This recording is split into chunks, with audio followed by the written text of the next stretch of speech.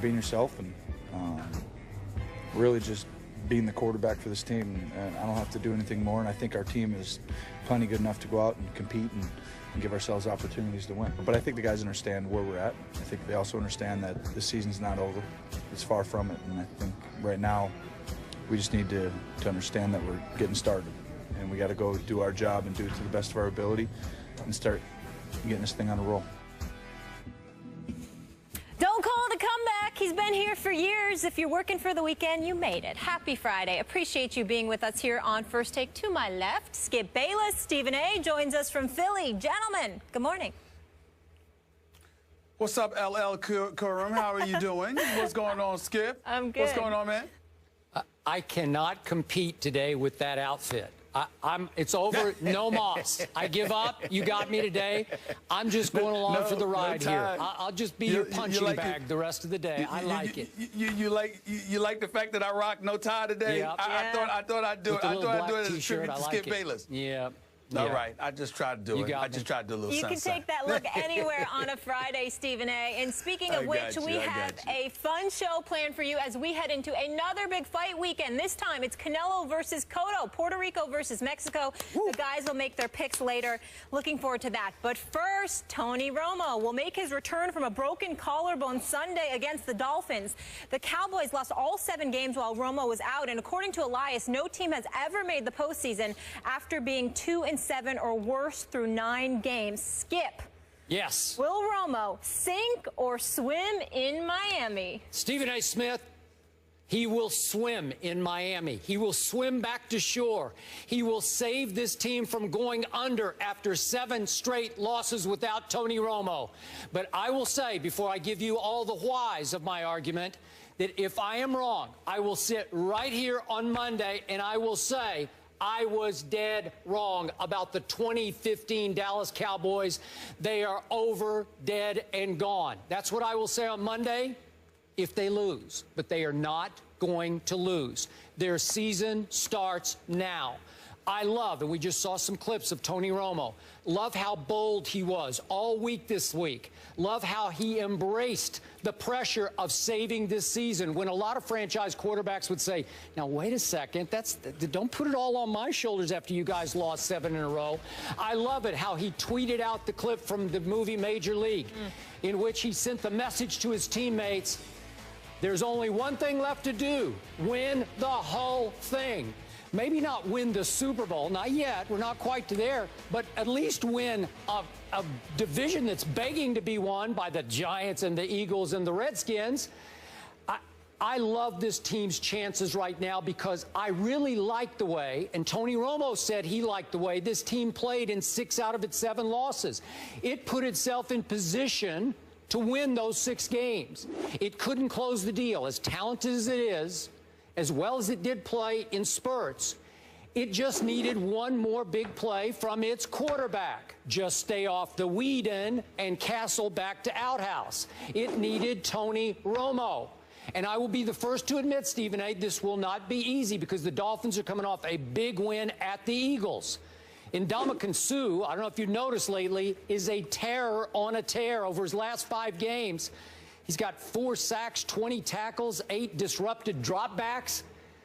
He's a beast. He's a force. And I'll be the first to tell you, I'll admit it up front, Tony Romo's coming off a 2nd broken collarbone. Didn't even have surgery this time. They hoped it would heal on its own. It is still at risk. I'll be the first to tell you. But Sean Lee is coming back this week. I'm pretty sure he's going to play, and I hope he plays well. Des Bryant's been a little iffy on his foot, but I bet you he'll come back to life with Tony Romo back at quarterback. This team, as you know, plays its best on the road, so I like its chances at Miami. And in the end, Tony Romo's mere presence, I believe, will move the Cowboys to just leap right back into the saddle. They're about to ride again. Here they come, Stephen A. I'm going to go Dallas 27, Miami 23. Season starts now.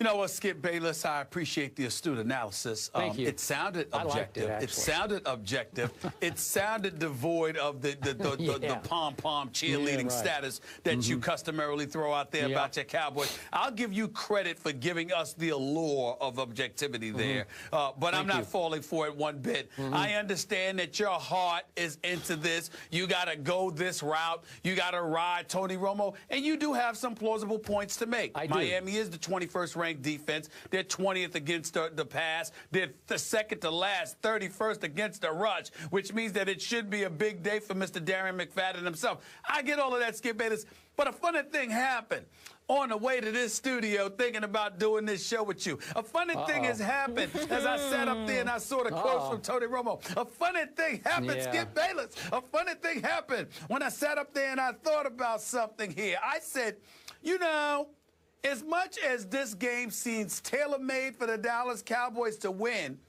if they are indeed the accident waiting to happen that I happen to know them to be and I have proclaimed religiously, considering all that bantering, all that talk, how Tony Romo is supposed to come and save the day, this is a beautiful time for them to lose. I mean, I could see it coming, Skip Bayless. I'm picking Miami to win this game. I'm thinking that the Miami Dolphins, with the Ryan Tannehills of the world, with the Lamar Millers of the world, okay, with the Landrys of the world, with the Matthews of the world, even with the Greg Jennings of the world chipping in and what have you, I just have this funny feeling that Ndamukong Suh is going to get to Tony Romo.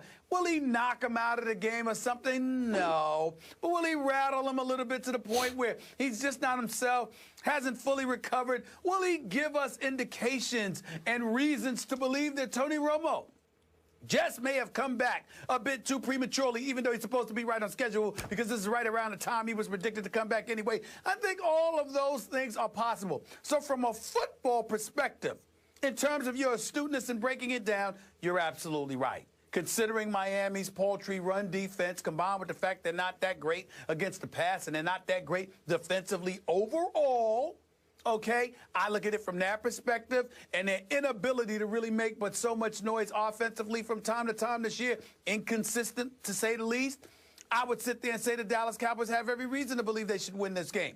But I watched the Miami Dolphins last week against the Philadelphia Eagles. I watched them be down 16-0. I watched them hold the Philadelphia Eagles to 3 points over the last 3 quarters. I watched them neutralize an Eagles offense that, whether it's Sam Bradford or Mark Sanchez, with a Jordan Matthews, with an Ertz or a Selleck, with an Aguilar, with a Huff, with a Riley Cooper, with the DeMarco Murrays of the world, Philadelphia Eagles offense was still neutralized. Why can't the same thing happen in South Beach for the Dallas Cowboys? I'm just of the mindset, Skip, I'm going to go with my heart today, just like you go with yours, even though you're trying to deny it in this particular situation. I'm going to pick the Miami Dolphins to win this game, Skip Bayless, 26-19. To 19, odd score.